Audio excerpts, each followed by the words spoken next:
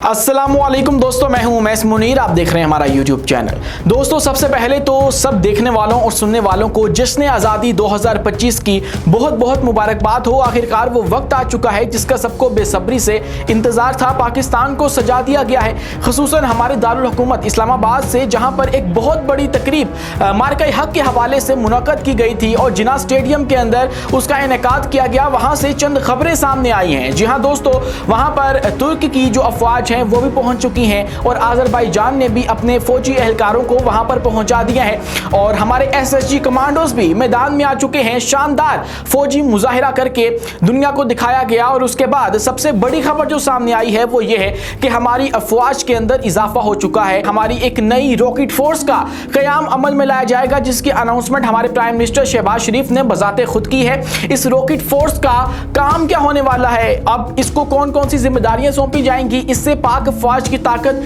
किस तरह से दुगनी हो सकती है और ये भारत के लिए किस तरह से बुरी खबर है, आज की इस वीडियो में आपके सामने रखेंगे और आपको ये भी बताएंगे कि कुलगाम वाला ऑपरेशन, जहां पे भारतीय फौजियों को मिट्टी खाने पर मजबूर कर दिया गया और मुजाहमतकारों ने धूल चटा दी इनको अपने जंगलात के अंदर, जहां पर ये एक ऑपरेशन शुरू करते हैं और उसके बाद वहां से मुजाहमतकारों को निकालने की कोशिश करते हैं, लेकिन चंद मुजाहमतकार इनकी 10 लाख अफवाज के ऊपर भारी पड़ जाते हैं। अब बात वहां से भी आगे बढ़ चुकी है और एक और जगह पे सर्च ऑपरेशन शुरू किया गया, लेकिन वहां पर भी कश्मीर की आवाम डट गई और भारतीयों का भरपूर किस्म से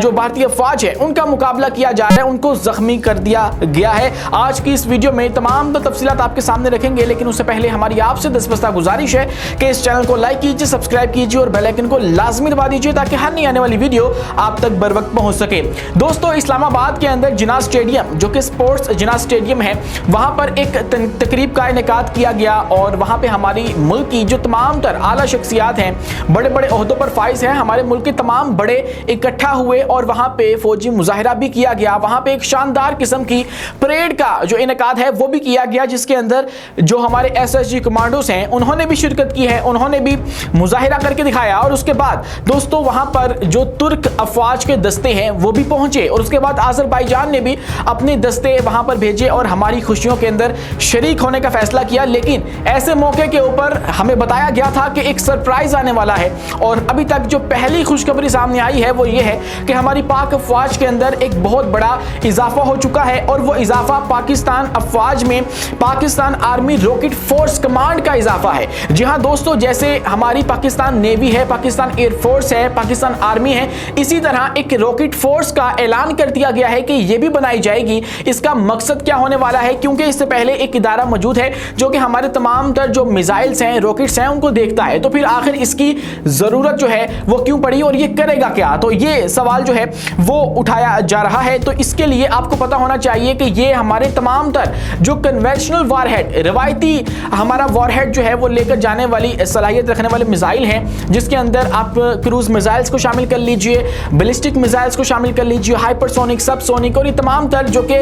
रिवायती जंग के अंदर इस्तेमाल होते हैं वो उनको डील करेगी और उनकी जो तमाम तर अपडेट्स होंगी वो यहाँ से हमें मिला करेंगी और उनके तमाम तर मामला जो हैं वो इनके अंडर आएंगे। दोस्तों, अभी तक की जो इतलात हैं उसके मुताबिक ये फोर्स मुमलिकत के सरबराह को बराह रास्त रिपोर्ट करेगी, उसके अंडर आएगी और उसके जेर निगरानी जो है ये काम करेगी। इसी के साथ अगर हम बात करें कि ये पाकिस्तानी फौज को जो है वो आइडिया कहाँ से आया, तो हमें ये तो पता था कि हमारी जो अफवाज हैं वो इस वक्त जमीन से हमला करने की, स्ट्राइक करने की जो कैपेसिटी है और एबिलिटी है उसके ऊपर तेजी से काम कर रहे हैं और हमने आज भी उसका एक नमूना देखा और फतेह फोर की सूरत में वो दुनिया के सामने रखा गया और एक दिफाई नुमाइश के अंदर इस्लामाबाद के अंदर ही उसको अनवेल किया गया और पहली दफा उसके ऊपर से जो पर्दा है वो उठाया गया। उसकी तफसीलात हमने आपको पिछली वीडियो में बताई थी और अब बाकायदा Pakistan army rocket force command के नाम से एक नई फौज का ऐलान जो है वो कर दिया गया है। अब यहाँ पर सवाल होता है कि अगर ये हमारे कन्वेंशनल वॉरहेड वाले मिसाइल्स को देखेंगे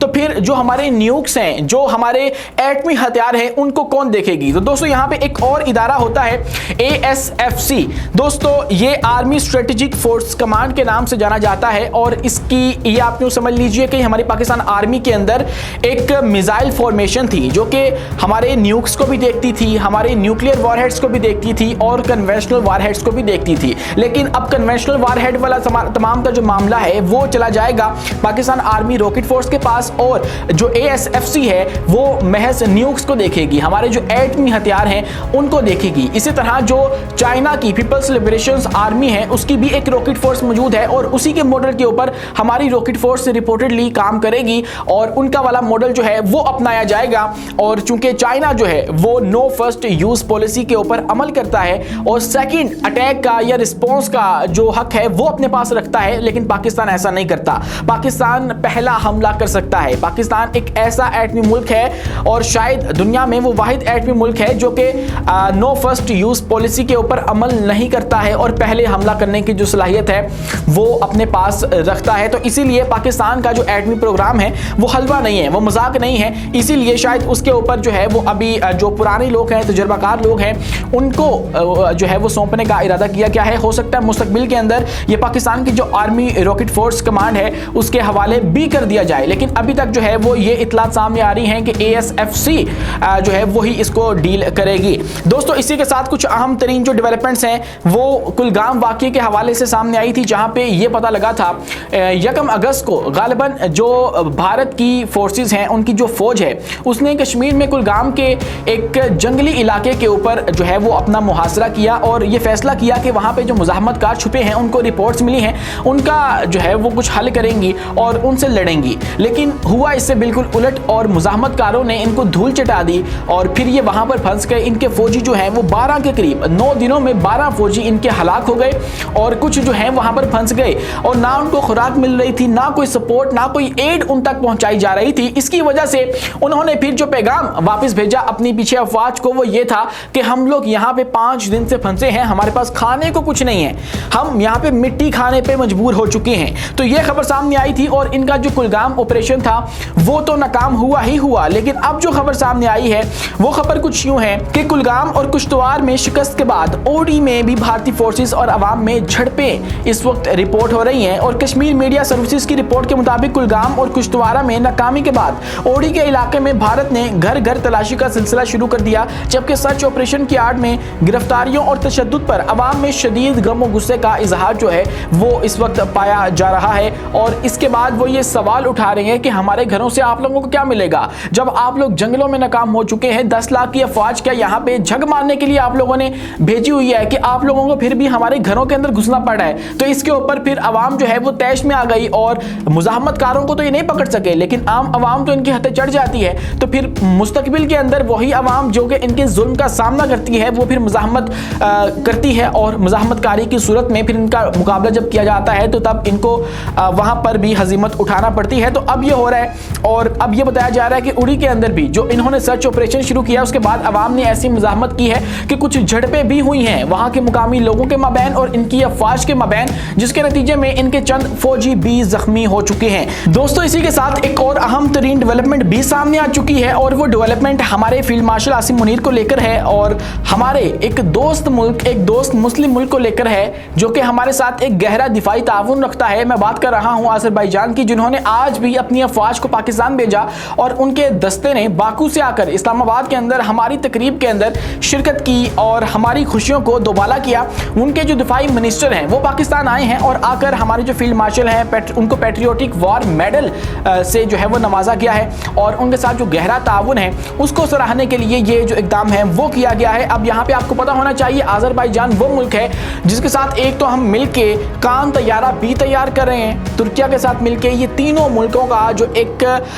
ट्रायंगल है वो मिलकर एक बहुत बड़े प्रोजेक्ट के ऊपर काम तो कर ही रहा है। उसके अलावा भी इनके बहुत से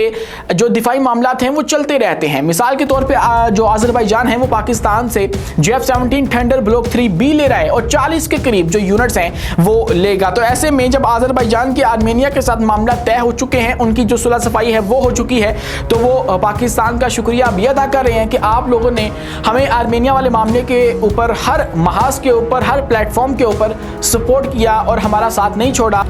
खा वो निगोर्नो काराबाग का इलाका हो या फिर कहीं और जो सफारती महाज है वहाँ पर इनकी हिमायत करनी हो तो वहाँ पर पाकिस्तान जो है वो आगे बढ़ के इनकी मदद करता है। तो अब जो है वो पाकिस्तान को बहुत ज़्यादा जो है वो अप्रिशिएट करते हैं, उनको एडमायर करते हैं। तो इसीलिए उनके जो दिफाई मिनिस्टर हैं वो पाकिस्तान आकर भी हमारे फील्ड मार्शल को जो है ये अवार्ड दे रहे हैं। आज के लिए इतना ही। अपने मेज़बान उमैस मुनीर को दीजिए इजाज़त, मिलते हैं अगली वीडियो में किसी नई मालूमात के साथ। शुक्रिया, अल्लाह हाफिज़।